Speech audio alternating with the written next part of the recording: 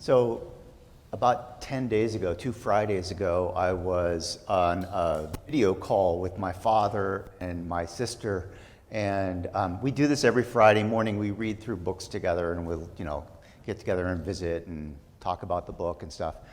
And I took my computer, my laptop, and I aimed it at my t-shirt and I said, check out my new t-shirt. And this is the t-shirt I was wearing.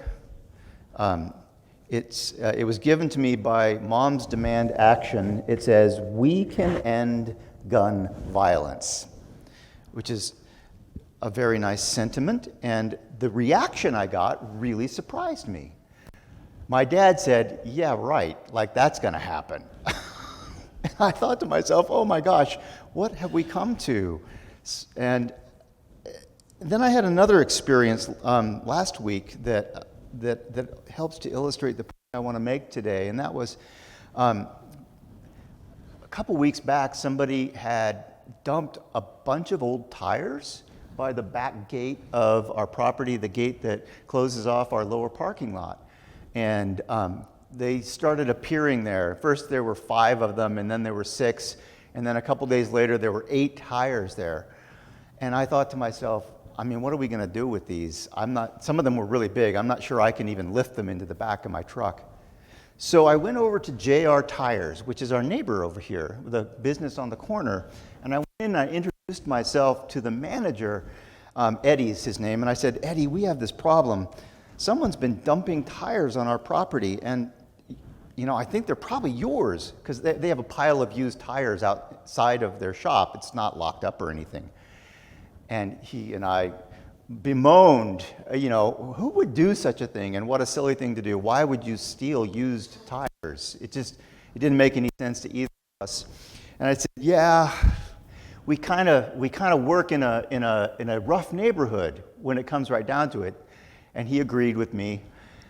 And that was on a Tuesday afternoon, late in the afternoon. And same day, I had gone with Tina. Tina and I had delivered food to one of the camps, one of the homeless encampments that we support. It's not really a camp, it's a tiny house village. And it's down at 125th and Aurora. It's called Friendship Heights Tiny House Village. And while we were delivering, I'm wearing my collar, okay? And I'm standing there with Tina, and we're unloading trays of food, a lot of food for the 60 or so people that live in that encampment there in those village. And there were prostitutes everywhere. They were just all over the place. And they were walking by and going, making these little noises like they're going to get my attention, right? The priest who's delivering food to the tiny house village. And I was just astounded. There were so many of them. It was 3:00 in the afternoon. They were everywhere. And it was a little bit embarrassing. And so I said something about that to Eddie as I was bemoaning how interesting our neighborhood has become. And he said, yeah, that's what Seattle is coming to. I don't know if I even want to have a business here anymore. And I thought to myself, no, we can make a difference. I'm not ready to give up hope. I'm not ready to stop hoping for a better world. So today we heard this interesting reading from the 9th chapter of Matthew's Gospel. And if you go and you look at the 9th chapter, it's just a staccato list of things that Jesus did quickly, one after another.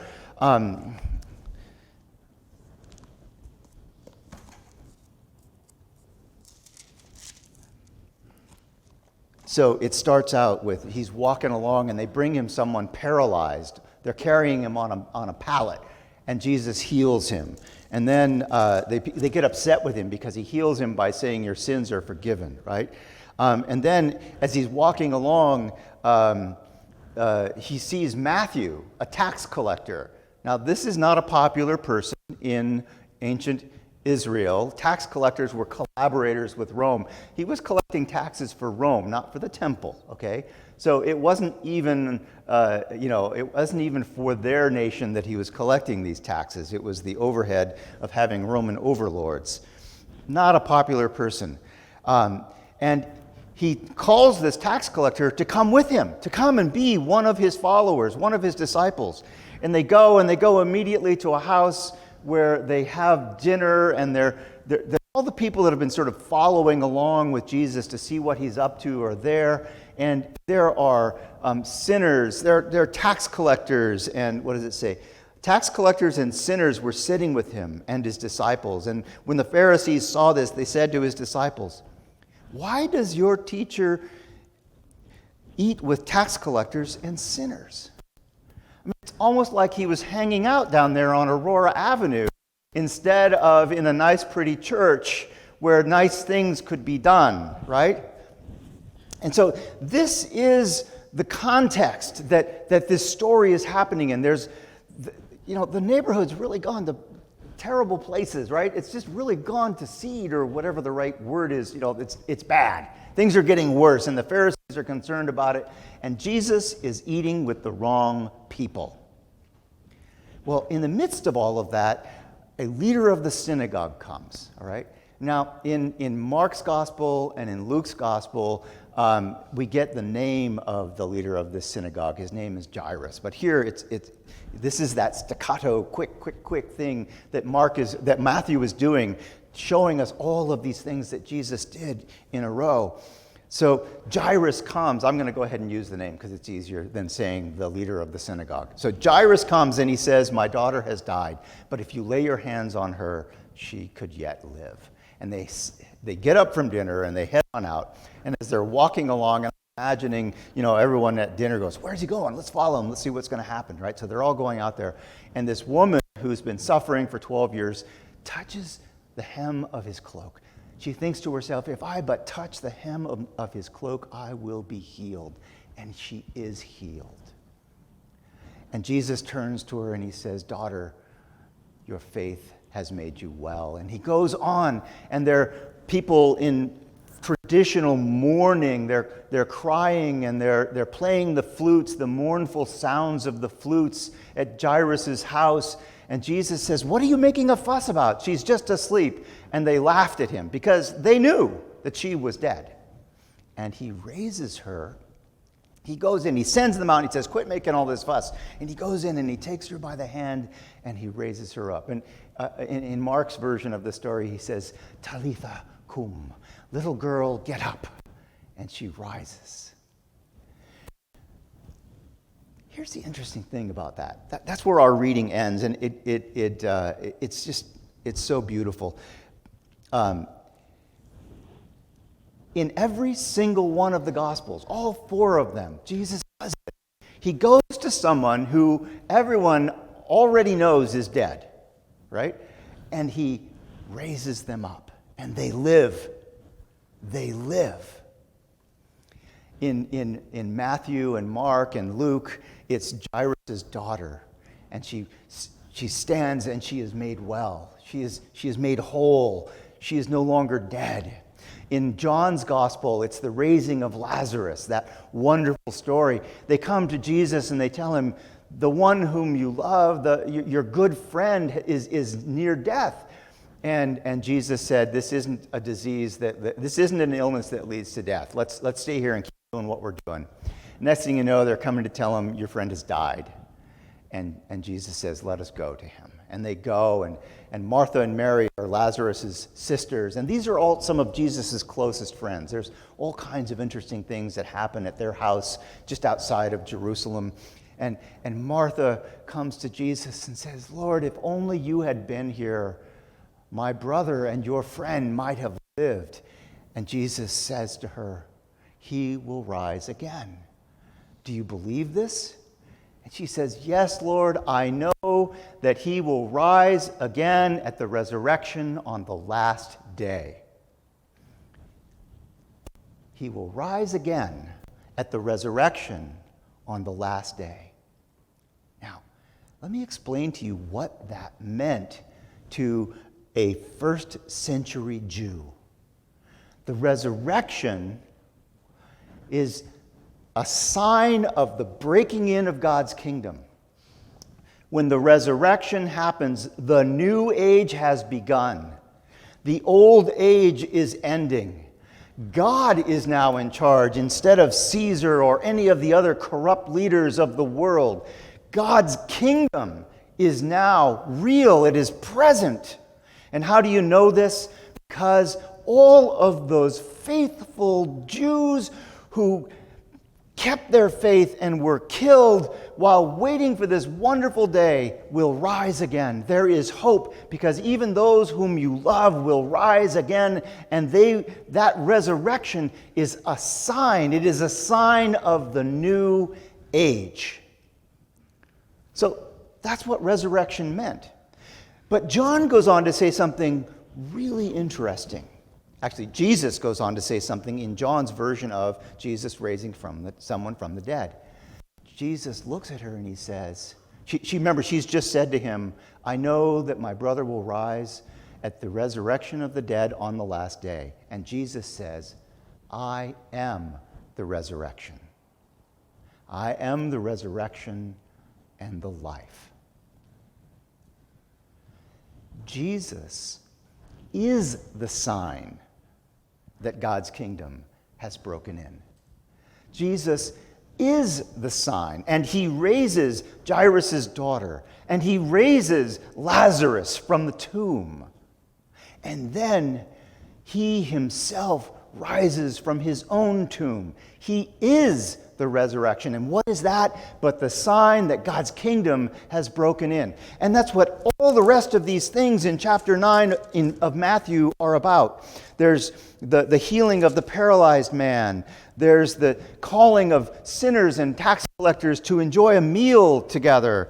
There's the healing of the woman who had suffered from hemorrhages for 12 years. By faith alone. There's the raising of Jairus' daughter. There's the healing of the blind man. It just goes on and on. All of these things are signs that God's kingdom is present, that it is real, that it is here. And when Jesus says, I am the resurrection and the life, that is a sign to all of us that we have the privilege, the opportunity to enjoy, to live as a part of that very kingdom. Yes, it's still just as messy out there on Aurora at 3 o'clock and in the evening. And there's still crimes of vandalism and silliness like rolling old tires onto the church property. There's still all of these very real problems in our world. But what will we live for? Will we live for a future that is just more and more of that? Or will we live for a future that the hope that Jesus has offered us is coming to fruition? We have in our own culture, I said I wouldn't use this at 8 o'clock. I said I wouldn't use this in my sermon, but it's just too good not to use. So we have this notion in our own culture in popular fiction of something called the zombie apocalypse. Now, is there anyone here who doesn't know what the idea of a zombie is? Okay, I don't see any hands, so I'm going to go forward as if we all know. Zombies are the Walking Dead, right? And the Walking Dead, they're scary because there's no human there. There's no heart there. They're nothing but a walking, violent package of desires. They hunger, they thirst, they want, they must have, right? That's a vision of the dead rising with no hope. That's what you get if you don't have the love of God. But we do. So when the dead rise for us, it isn't zombies who have nothing left in their souls but hunger. Today, now, because of Jesus, we have the opportunity to live for the love of God, to accept the love of God that is so freely offered to us. And when you are baptized, one of the great symbols of baptism is that we die and are born again. And you can see it when you see a baptism, which is a full immersion into the river, right? The person goes under, and that's a symbolic death. And they rise up again, and they have a new identity. They are now a child of God. They are now living in the kingdom of God instead of the kingdom that leads inevitably to nothing but hungers, like with a bunch of zombies running around. Well, the implication of this is that the resurrection, just like the whole idea of heaven and life after death, isn't something that we wait for in the future. It's not something that is promised to us after we die, as if we're living this life just to see whether we are worthy of something better in another life. No, the promise of the resurrection is present in this moment. In this very moment where you are right now in this room, listening to me go on and on with all of my enthusiasm about this, the present moment, this moment, is when the resurrection is real. This is the moment when God's kingdom has broken in. This is the moment when we can live for hope. In that beautiful prayer that Jesus teaches us, that we say every week, it starts with, "Our Father who art in heaven, hallowed be thy name. Thy kingdom come. Thy will be done on earth as it is in heaven." Jesus saw his very life and his actions, all of these actions that we see in this chapter of Matthew and that we heard part of today in our reading. Jesus saw everything about himself as the breaking in. Not the promise, the reality of the breaking in of God's kingdom. And in our baptism and in our gathering as brothers and sisters in Christ, we take on that very mantle. We take on that very purpose. We live for the dream and the reality that has already begun, that on earth as in heaven, all are welcome, all are fed, all are loved. That's the dream that we live for here at St. Dunstan's Church. I was going on about this earlier this week, and I responded to an email that was going around from one of the readings that we had heard at morning prayer. And Brother John wrote back to me, and he just, this paragraph is just so full of wisdom, and I want to share it with you. I want to share this because, and what this paragraph says to me is that this moment is the reality of God's kingdom. This moment that we are living in is the reality of the new age. It has begun, and we can live for it. John wrote, "I believe we are living in the resurrection. Each of us is all of creation, becoming one in the eternal now of the Christ. Each of us is the living presence of Christ in the now. No pie in the sky stuff. We are invited into the presence of God in the person of Jesus to become one with each of our lives. Thus we become one with the Father, Son, and Spirit, brought into the Trinitarian dance of being. I believe is our destiny. Sin is saying no to our destiny. I must allow my being to become the risen Christ, right where I am, through no merit or power of my own, but by turning myself over to Christ. Not my body and then my spirit, but a oneness in being, my essence reunited with the essence of God." Good grief, John. Wow, that is so beautiful. You know, it's no wonder that years ago someone dubbed him Brother Wisdom. It's such a beautiful image that we have such hope available to us. And it's not a vain hope of the future. It is a hope grounded in the reality of God's love here and now.